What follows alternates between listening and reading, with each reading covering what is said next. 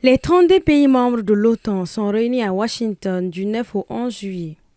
Ce sommet qui marque le 75e anniversaire de la signature du traité de l'Atlantique s'annonce crucial pour l'avenir de l'Alliance avec 3 dossiers sur la table des dirigeants durant les 3 jours. La dissuasion et la défense, les relations avec les partenaires de l'OTAN dans la région Indo-Pacifique. Le sujet le plus brûlant est sans surprise la guerre entre la Russie et l'Ukraine.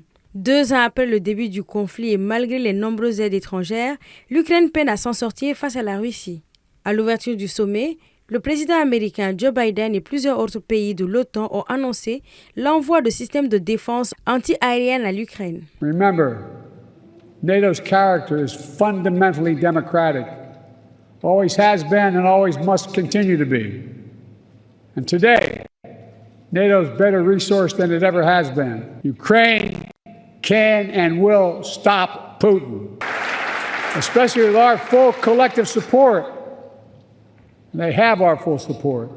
In this 75th anniversary of our alliance, we can finally say that NATO is not only the most successful and the strongest, but also the longest lasting alliance in history.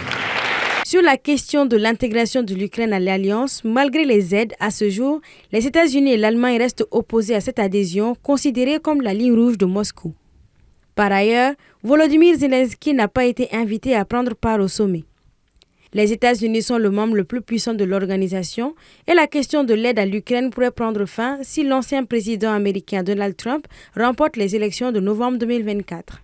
Le rival de Joe Biden est connu pour sa position critique sur l'OTAN et son arrivée à la Maison-Blanche pourrait entraîner la suspension de toute aide à l'Ukraine.